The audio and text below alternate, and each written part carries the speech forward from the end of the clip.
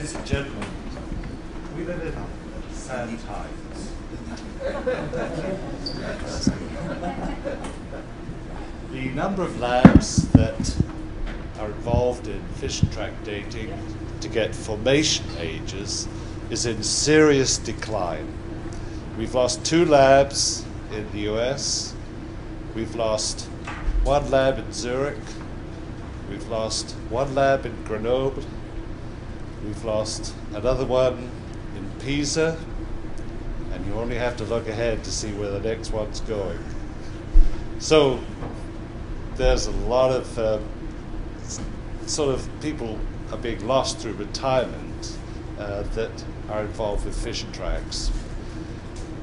Maybe it will go the way of the dodo because of all these exciting new techniques with much better resolution that are now coming online. The last talk is an excellent example of that. But I must admit that I found glass fission track dating to be very useful in my Tephra chronological studies. So what I'd like to do is just to give you a rundown of the methodology essentially and the sort of results we get and compare it to argon-argon data, and then I'll leave you with the issue of whether you feel this is worthwhile or not. So let me start off by saying this is going to be a promo, right? We're going to present a talk on fission track dating to try and encourage you. So we'll start off with the benefits. They do provide meaningful ages. This method has been successfully applied to establish Tephra stratigraphic sequences, both in Yukon, Alaska, New Zealand, and other places. It's especially suitable in regions where you're looking at late Cenozoic sediments in calc-alkaline volcanic terrains because of the low potassium associated with these volcanics. This method doesn't have that issue of requiring high potassium values. Also, another advantage of the method is that it, I don't mean that. I do? Oh. Also, we have the advantage that the method is grain discrete. For every field of view, you can see the mineral grains, you can see the glass grains, and you can say, well, mineral grain, I don't bother with that, I'm just counting the glass. So it's a grain discrete technique. Another attribute is glass is commonly the most abundant phase in these Tephra deposits. You only require a very small amount of material, in the order of 100 to 200 milligrams. And we can work with material as fine as 80 microns. I can remember when Derek York was alive at the U of T, giving him a sample and asking him if he would get an argon-argon age on this sample that I got a fission track age, just for comparison, give me some idea of accuracy. And he looked at the sample and said, I can't date that, it's powder. We can go down to 80 microns. The other thing is we don't need high maintenance, sophisticated equipment. All we need is a standard microscope. Not even a petrographic microscope is necessary. In fact, a biological one is better because you have fewer lens elements, get better image clarity. So actually I use a biological microscope. But you do need excellent objectives to get good image definition. And the age range that I've worked with, of course it's considerably larger than this, potentially. The youngest material we've dated is 48,000 plus or minus 6, the Mananjari Ignimbrite in Indonesia, and the oldest stuff we've dated so far is about 65 million years, which is late Cretaceous tephras in Arctic Canada, and the microfauna in these sediments agrees with very late Cretaceous age. So there are a lot of things going for you. Let's look at the type of glass that's useful in fission track dating. You need to get large surface area. And these types of shard habits are ideal. Nice, blocky, chunky glass gives you mount these grains in epoxy on a glass slide, polish them and then etch them, and you get good surface areas that enable to get good statistical data on the fission-tracks. Bubble wall shards are ideal as well. Fabulous for dating. But the very pumice-rich shards that you see here are not very useful at all. You can't get enough surface area glass to date these. So we cannot tackle these pumice-rich units that are abundant, for example, in Mount St. Helens Tephra. They're not tractable with this method. The other requirement that you need for this technique is you must have, obviously, a homogeneous single glass population. So the first thing you do before you set out doing Fission-Track dating on glass shards is to establish what you have there in terms of populations. Here's an example of the oak crow tephra, which is a nice homogeneous single glass population as shown by these majors: sodium against potassium, calcium against iron, and so that gives us confidence that we can use this method on this material. But we have to be careful, because recently we discovered that the majors may show this type of distribution, but the traces may show a quite different story. And so with the oak crow, we did traces, and it did show still one single population, so there's no doubt that's okay. But some work I've been doing on the youngest toba tuff that we talked about yesterday, the major element concentrations of the youngest toba tuff show a beautiful single population. When we did the traces, and Emma Gaddy will talk about this afternoon, you see a very different story. There are several different glass populations. So all the analyses I've done on Fission-Track dating of toba tephra now are totally invalid as a result of this new information. But that's science. So how's Fission-Track formed? Well, this is a diagram I've taken from one of Bob Walter's papers, and it shows a block of glass. And here we have a uranium-238 atom that has undergone fission. It splits into two nuclear fragments of approximately equal mass. This is obviously a very energetic reaction. And as these nuclear fragments rip through the host glass, it ionizes the atoms and produces a displacement void as a result of mutual repulsion of positive charges that are left along that radiation trail. And this becomes what we call a latent track.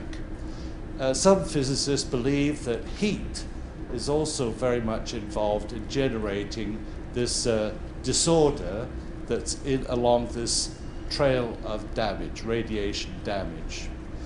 The beautiful thing is that this latent track is much more soluble than the unaffected host material. So when you polish these shards, get a nice polished surface, and you etch it in hydrofluoric acid, you get these pits, conical pits or circular pits that form as a result of the preferential solution of the latent track material. So what do they look like? Well, here you've got a glass shard, and these are the polishing scratches. We use a 6-micron polishing to finish up with, so that it indicates an internal surface. You must be looking at tracks that are formed as a result of events, fission events, both above and below that surface, 4-pi geometry, if you like. And these fission tracks, as you see, are ellipsoidal in shape, where the cone axis is at angle to the polished plane surface, or they can be quite circular, where you've got a vertical cone axis.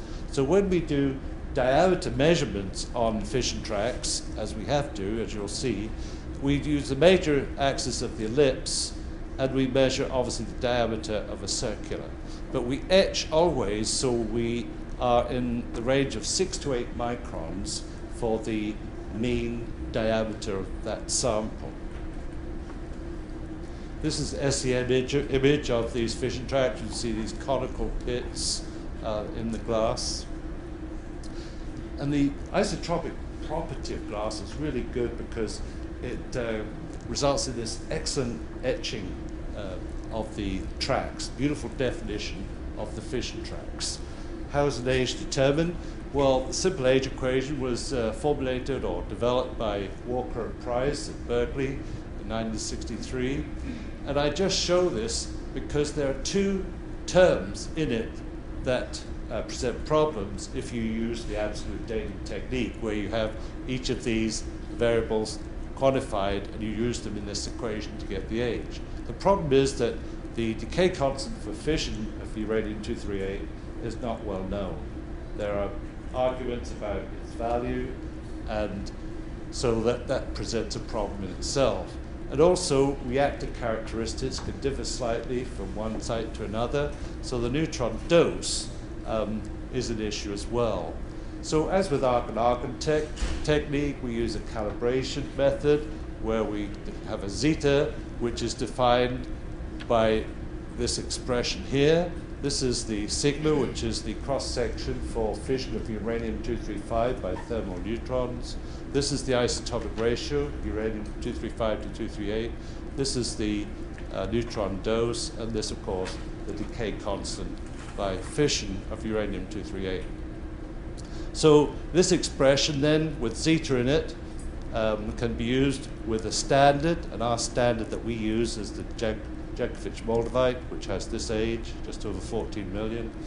And we'd run that a number of times, different irradiation, to get a good estimate of sigma, or pardon me, zeta, and then we can determine unknown, the age of an unknown by just plugging it into this equation. So the important thing here, that all you have to do to get an age is to count 3 area track densities.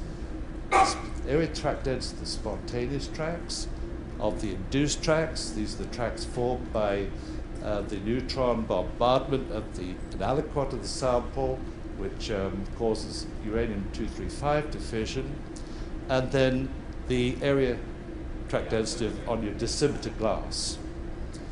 So pretty straightforward. One complicating factor is that you have partial track fading. As soon as these tracks form, they start to fade. And all glass fission-track ages have to be corrected for partial track fading. There are a number of methods that different labs have developed to do this.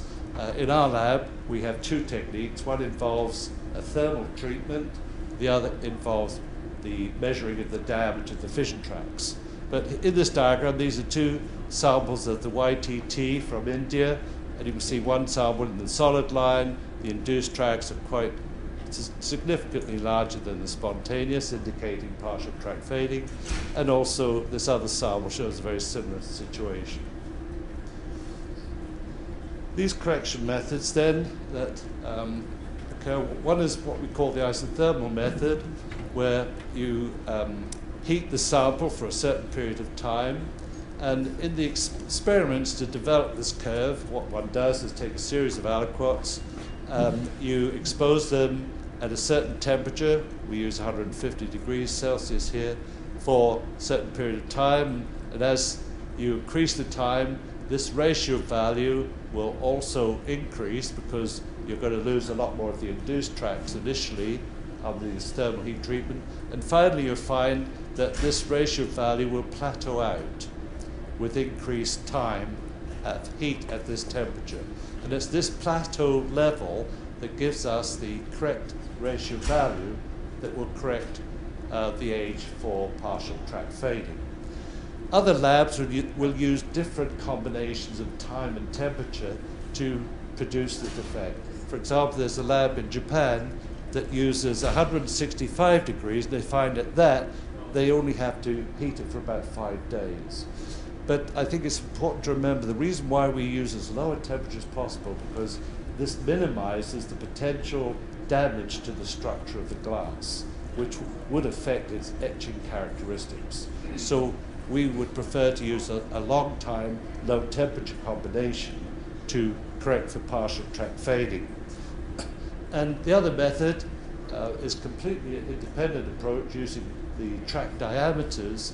And we did this would be with a colleague, Amanjit Sandhu, in the 90s, the early 90s. We did some experiments where we took a sample, split it up into a number of aliquots, and then treated each aliquot to increased temperature, and then took that aliquot, measured the average track diameter, and also the corresponding area track densities, and then we were able to get a series of points on this graph, and the line we regressed through that data was had an R-squared value of over 0.99. So very nearly a one-to-one relationship between rho over rho sub O and D over D sub O.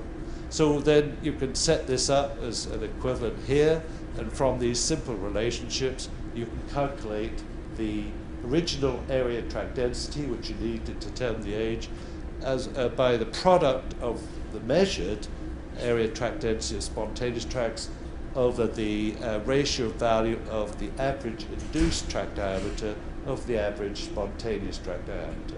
So, but the condition here is that you must etch in the range of 6 to 8 microns to get this linearity. If you don't do this, a lot of the earlier published studies along these lines didn't adequately etch the sample, and they got nonlinear relationships. So when we compare these two methods of the reduction or correction of these Fission-Track ages by because of partial track fading, you see you get a really nice relationship. The ITP age is here, the diameter corrected age is here, and there's a very good linear relationship, giving us confidence in the accuracy of these techniques. Now, the accuracy compared to argon argon, the mean ages are generally within about 10% of the argon age. So I believe that's acceptable accuracy. Precision, well, of course, we can't touch the precision of argon method, but in general, it's in the range of 10 to 15%. But for older samples, where you've got many more tracks to work with, your precision gets much, much better. And in the Miocene stuff that we work with, we can get down to about 5% with reasonable counting times. Just a table showing a few results, looking at DCFT age data, the ITPF data, and then the corresponding argon age on the same material. Huckleberry Ridge, of course, been dated many, many times by argon, and this is one of the results that you see here. And our data is, the mean ages are very reasonable in respect to that. The Jankov Moldavite, we've got extremely good data between these three different methods. That's often used as a reference glass, as I said before. We use the Huckleberry Ridge as an internal reference glass. Every irradiation can we ship off, we always include Huckleberry Ridge in and count that in that particular batch of samples as some control on accuracy. And then this is another reference standard, the Italian glass of Roccastrada R2V, which is available from the labs in Pisa, and you can see we've got really good equivalents there. And the last slide, my last gasp, if you like, in this sad story, is that I'm currently doing research on the Australasian strewn tektite field, and I'm working with colleagues at ANU and also Victoria in Wellington, and I recently dated the Darwin glass, which you see here in Tasmania, and I shipped it off to Brad Pillins at ANU. I've dated about 8 or so of these tektites, different localities, and I got this age, as you can see, and then Brad, oh, I can't get it. Brad, yes, there we are. Brad sent me a paper that Jordan had dated the same, and you can see he got a nice age. So the mean ages are very satisfying and very close together, but of course it highlights the larger error associated with the glass FT agents. So there we are, ladies and gentlemen, my last gasp.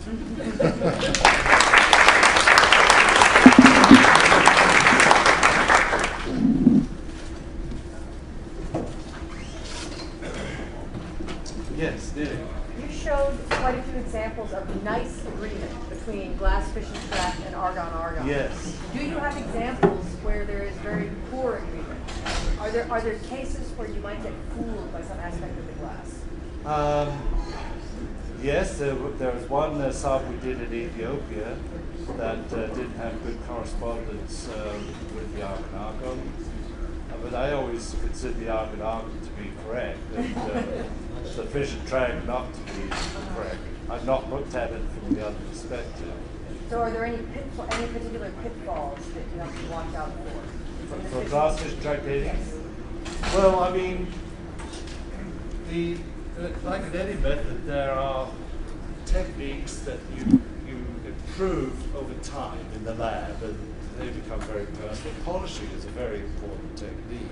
With glasses, I mean, one time we used to send them to the lab in our basement of our department where they did all the polishing. And we kept getting all these highly fractured glass shards, and so we had to say, no, that doesn't work. We've got to use special methods, you know, obviously not such a high pressure on your polishing lab and so on. So little things like that, the separation techniques, using frans. You can become so familiar with these methods, you have these little nuances of technique that give you good results. All this stuff is just, you know, in the lab. Somebody to learn this has to come to the lab and you work with them and show them. This is not sort of stuff you publish in papers. So those are issues, but another important issue to have to watch is make sure you have single population. What about glass that's microfluidic, slightly microfluidic? Can't touch it. Just a waste of time. Jeremy, you used to pick up this. Yeah, sorry. I was asked about shards with microlights, and we just cannot touch that. That's not possible. So there are limits in terms of the suitability of the material, but I'm doing, as Tom is doing over there, some work on Miocene stuff from the Yellowstone hotspot track, and these are absolutely glorious shards to do Fission-Track. Big bubble wall shards, absolutely fabulous. So you can get reasonably good agents. Another question I'm often asked, and I think it's a big deterrent for young researchers in terms of going into Fission-Track dating, they say, you have to spend all those hours on a microscope counting all those Fission-Tracks? Well, I said, I am a geologist. A microscope is a basic tool of a geologist. You'd be a paleontologist, you'd be spending more time than I am. And I don't sit hours after hours in a day counting. I'll do 2 hours counting, and then I'll do something else. And I'll go back and do 2 hours counting. I have the music playing.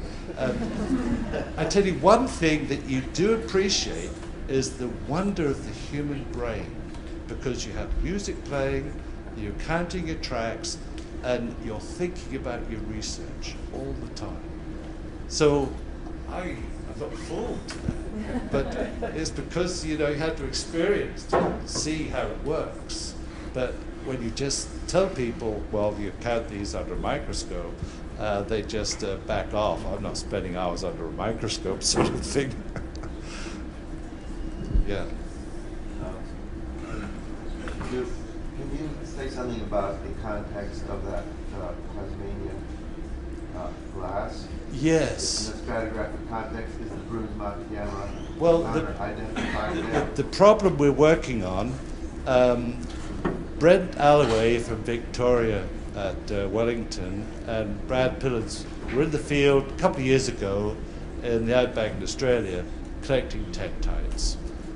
Brad had done some previous work on the Australasian tektite field, and he wanted to get more samples and just see what comes out of it. And we dated about 8 samples, and what we found, and as I said, this is all currently being researched, but in our FT data we found 2 populations in the Australasian tektite field.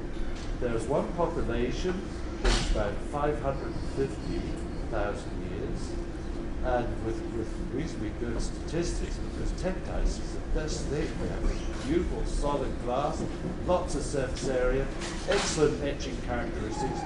Absolutely the best thing to date. There are fibers, so the best thing to date by Fission-Tracks. And we've got the other population, which is what I showed, which is the typical one, is just under 800,000 years old. So we have these two populations. So what we want to do now is go to some of the deep sea cores and see if we can get these two units instantaneously. Because we're just looking at tektites on the surface or in the ocean, on the ocean floor. So we don't have stratigraphic control. It's now in the stratigraphic sequence. But the deep sea cores will show it. That age is so close That's to right. the ages that we're getting for the Bruce Martiano. Yeah. We got 1.79 based on looking at a number of stratigraphic sections where we have Tephra layers, Bishop, Lava Creek, Glass Mountain, and other out of the Tephra layers, and interpolating that, and we get 0.79. It's very, very close. Well, the Bruce-Matsuyama boundary of these deep sea cores is right there. You have the Bruce-Matsuyama boundary, then you have the oldest Topa Tephra, which has been argon dated by Chris Hall at 800,000, and then you've got this microtektite layer just below it, a few centimeters below it, so that you've got fabulous stratigraphic control in the deep sea cores. Wonderful. So we'd like to go, and Brent is going to do this, collect some of these samples at the critical area in these deep sea cores, and hopefully we'll be able to resolve this. But the two populations based purely on the age data, but they're significantly different. The reason I bring this up is this is a very far-fetched notion, but maybe not. I've talked to a scientist I was working with at Lawrence Berkeley Lab, Harry Bowman, and I told him about how close these things were in time. And he said, if you have an electromagnetic field, just generated by an electromagnet, and you stick an insulator into it, the field will collapse. So basically, if the Earth's magnetic field is a very delicate thing, and we don't think about it in those terms, but if you interrupt that field with a whole bunch of dust or material, is that a possibility? I don't know. Interesting, All right, I'm being kicked off. Thank you. All right, so we'll move on to our next speaker. Thanks, John.